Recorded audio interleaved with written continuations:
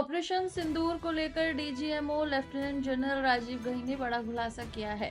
उन्होंने कहा कि पहलगाम तक आतंकियों का पाप का घड़ा भर चुका था। अब सिर्फ सेना नहीं बल्कि आम नागरिकों और श्रद्धालुओं पर भी हमले हो रहे थे।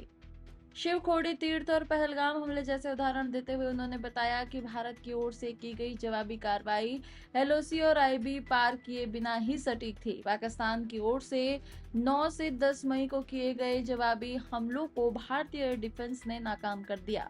मैं इस युद्ध के अहम एस्पेक्ट के बारे में आपको थोड़ा और पर्सपेक्टिव देना चाहता हूं। हमें एयर डिफेंस ऑपरेशन सिंदूर के एयर डिफेंस की कार्रवाई को एक कॉन्टेक्स्ट में समझने की आवश्यकता है। मैंने आपको कल बताया था कि पिछले कुछ सालों में आतंक की गतिविधियों का कैरेक्टर जो है उसमें कुछ बदलाव आ रहा था। अब हमारी मिलिट्री के साथ साथ मासूम सिविलियंस जो कि अपना बचाव करने में विफल थे, उन पर भी हमले हो रहे थे। 2024 में जम्मू सेक्टर में शिवखोरी मंदिर को जाते हुए यात्री और इस साल अप्रैल में पहलगाम में मासूम पर्यटक इस खतरनाक ट्रेंड के विशेष उदाहरण हैं। पहलगाम तक पाप का ये घड़ा भर चुका था। उसके बाद जो हुआ उसके बारे में हम कल विस्तार में बातचीत कर चुके हैं।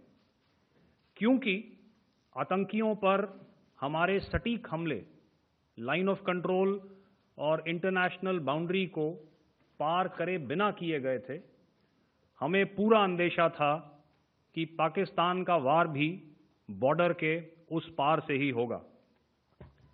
इसलिए हमने अपनी एयर डिफेंस की पूरी तैयारी पहले से ही कर ली थी। हमारी इन्वेंट्री में शामिल counter manned aerial systems, electronic warfare के साधन और एयर डिफेंस वेपन्स का इंडियन एयरफोर्स के इसी प्रकार के सिस्टम्स के साथ एक अनोखा मिश्रण किया गया।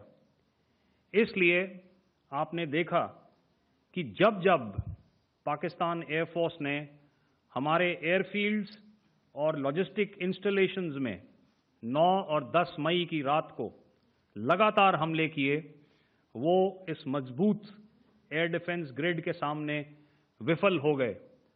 आपके सामने इस ग्रिड को एक तरीके से दर्शाया गया है।